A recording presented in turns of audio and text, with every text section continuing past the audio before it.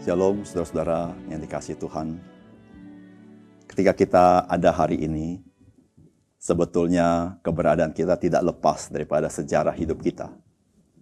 Dan berbahagialah kita ketika kita bisa belajar daripada sejarah hidup kita, karena disitulah kita bisa mendapatkan hikmat yang daripada Tuhan.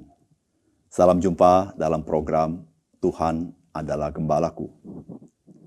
Sejarah hidup manusia sebetulnya bukan sekedar aktivitas manusia yang membuat sejarah itu. Tetapi sebenarnya sejarah manusia ada campur tangan Tuhan di dalamnya yang berkarya di dalam kehidupan manusia yang kita tidak bisa lihat dengan kasat mata. Namun ketika kita menengok ke belakang dengan flashback, maka saudara dan saya bisa melihat ada campur tangan Tuhan yang melampaui akal budi kita. Oleh karena itu berbahagialah kita jika kita bisa belajar dari sejarah. Dan sesungguhnya sejarah manusia yang terkait dengan keselamatan sudah tercantum di dalam kitab suci sebagai sebuah nubuat. Dan bahkan sebagian sudah digenapi dan nyata dalam kehidupan manusia. Berbahagialah kita jika kita bisa membaca firman dan melihat bagaimana firman Tuhan digenapi di dalam sejarah manusia. Mari kita membaca firman Tuhan dari Matius pasal 24 ayat 15 sampai 28. Jadi apabila kamu melihat pembinasa keji berdiri di tempat kudus menurut firman yang disampaikan oleh Nabi Daniel, para pembaca hendaklah memperhatikannya. Maka orang-orang yang di Yudea haruslah melarikan diri ke pegunungan. Orang yang sedang di peranginan di atas rumah, janganlah ia turun untuk mengambil barang-barang dari rumahnya. Dan orang yang sedang di ladang, janganlah ia kembali untuk mengambil pakaiannya. Celakalah ibu-ibu yang sedang hamil atau yang menyusukan bayi pada masa itu. Berdoalah, supaya waktu kamu melarikan diri itu, jangan jatuh pada musim dingin, dan jangan pada hari Sabat. Sebab pada masa itu akan terjadi siksaan yang dahsyat, seperti yang belum pernah terjadi sejak awal dunia sampai sekarang dan yang tidak akan terjadi lagi. Dan sekiranya waktunya tidak dipersingkat, maka dari segala yang hidup tidak akan ada yang selamat. Akan tetapi, oleh karena orang-orang pilihan, waktu itu akan dipersingkat. Pada waktu itu jika orang berkata kepada kamu, lihat, Mesias ada di sini atau Mesias ada di sana, jangan kamu percaya. Sebab Mesias-Mesias palsu dan nabi-nabi palsu akan muncul dan mereka akan mengadakan tanda-tanda yang dahsyat dan mujizat-mujizat sehingga sekiranya mungkin mereka menyesatkan orang-orang pilihan juga.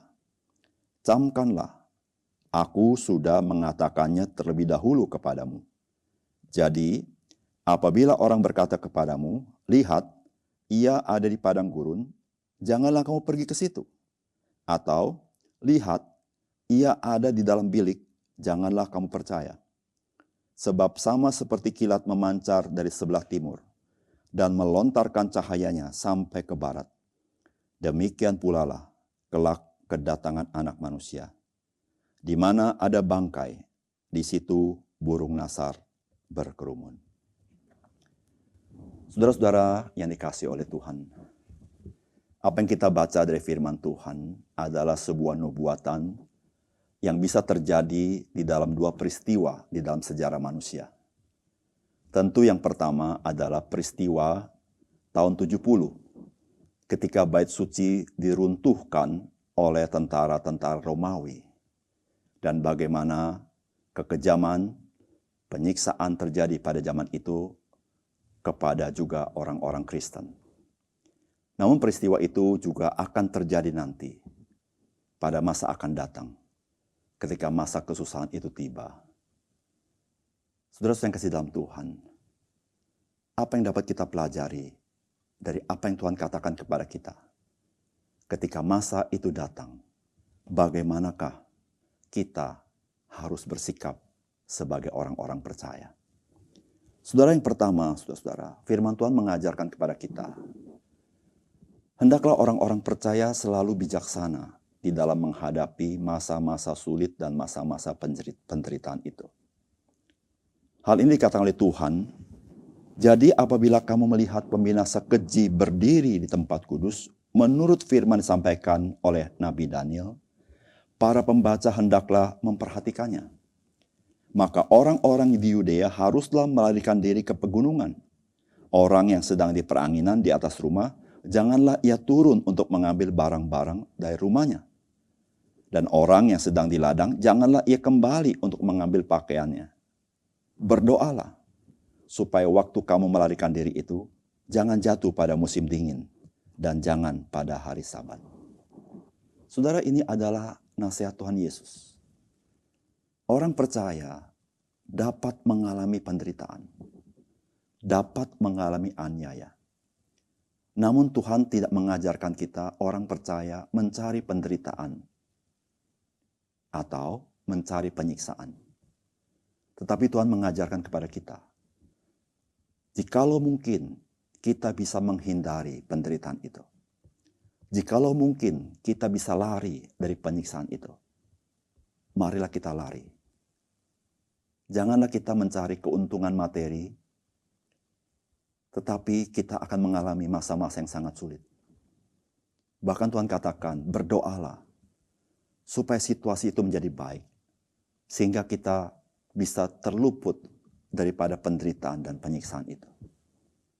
Saudara yang kasih dalam Tuhan, ketika masa-masa itu datang, kita tidak perlu khawatir. Karena Tuhan, Dia akan memberikan kita hikmat di dalam kita mengambil keputusan. Bahkan Tuhan membuka jalan bagi kita untuk kita melalui masa-masa itu dengan aman.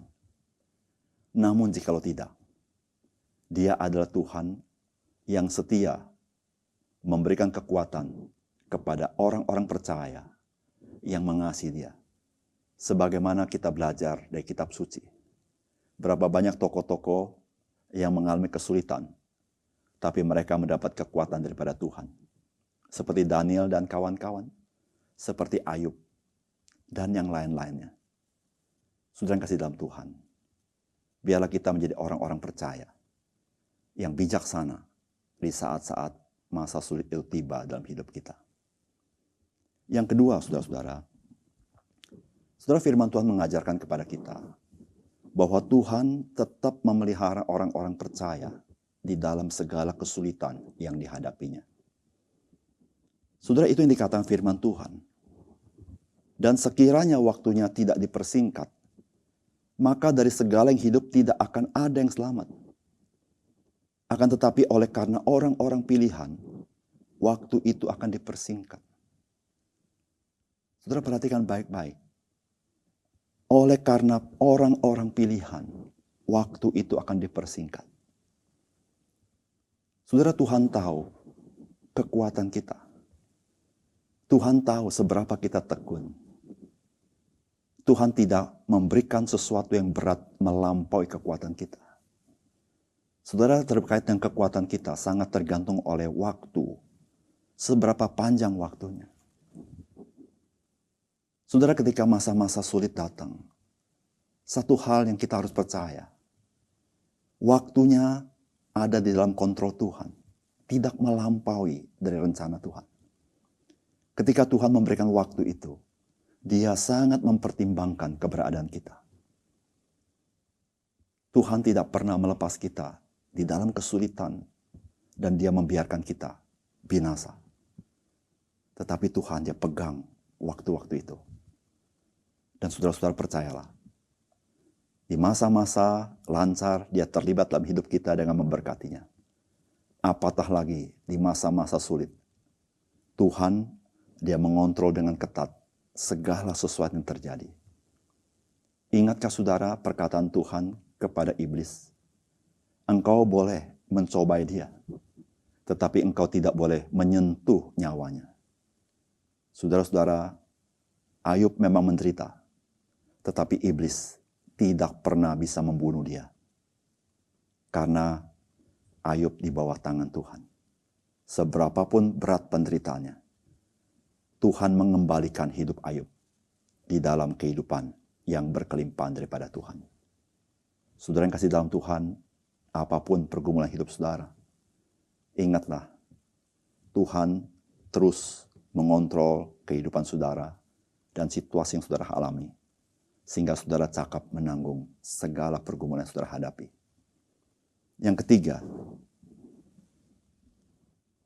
Tuhan mengajarkan kepada kita bukan saja menghadapi penderitaan, tantangan, siksaan, penganiayaan, tetapi saudara-saudara, Tuhan juga tahu ada ajaran-ajaran sesat yang terus berusaha untuk menyesatkan orang-orang percaya. Itu yang Tuhan katakan di dalam firman-Nya.